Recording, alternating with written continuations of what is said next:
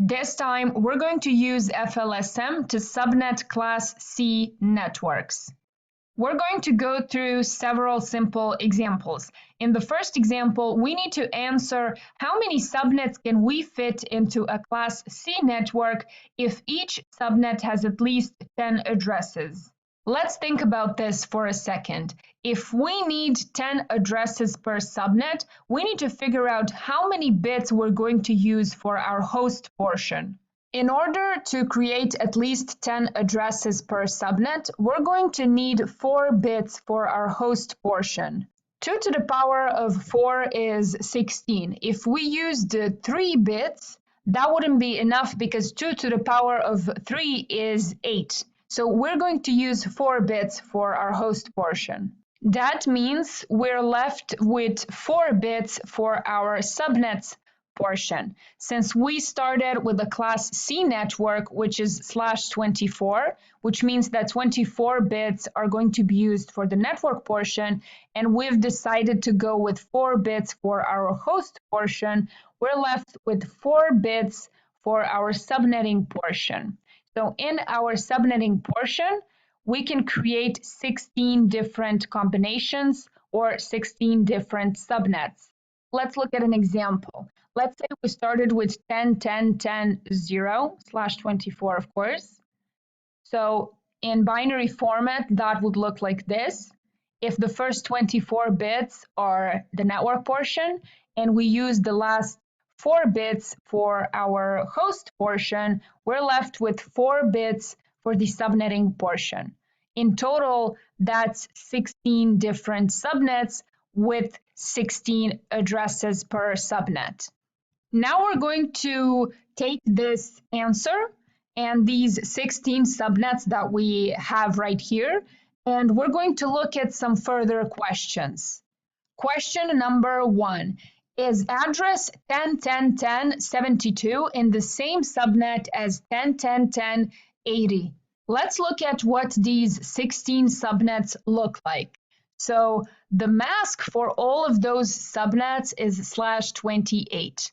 A short reminder here. We started with /24 because we had a Class C network in the beginning. And then we decided to use 4 bits for our host portion and 4 bits for our subnetting portion. So the subnetting portion becomes a part of the network portion. So we're going to use /28 because we had 24 bits in the network portion plus the 4 bits we used for subnetting.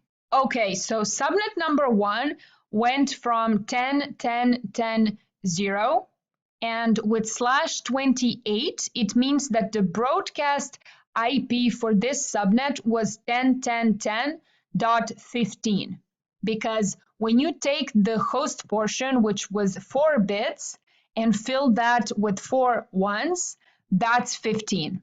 Let's have a binary format down here to make it easier. So this is what the first subnet network ID is, 10.10.10.0.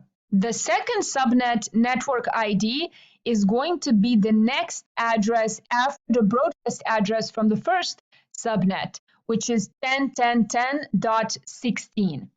And let's look at what that looks like in the binary format.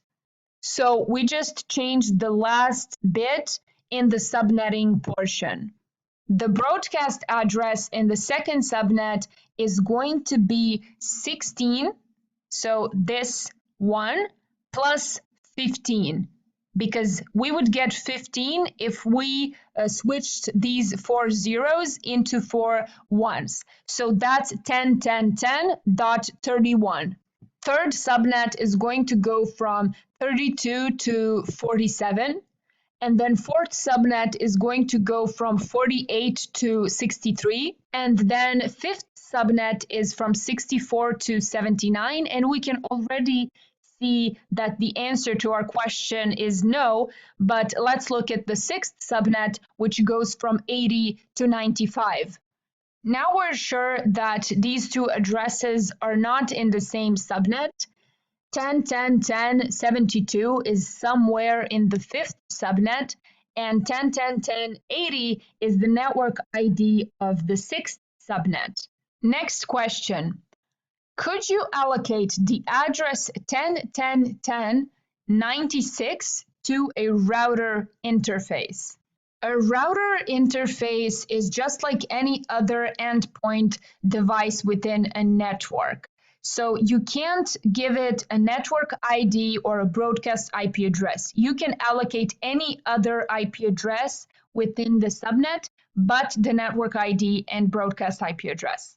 So when we look at the sixth subnet, it goes from 10.10.10.80 to 10.10.10.95. You already know what that means. The network ID of our seventh subnet is going to be 96. So that's going to be a network IP address. So the answer to second question is no. You can't allocate that address to a router interface or any other device in a network. Question number 3.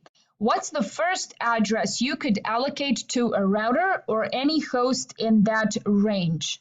Of course, here we are talking about this subnet from our previous question.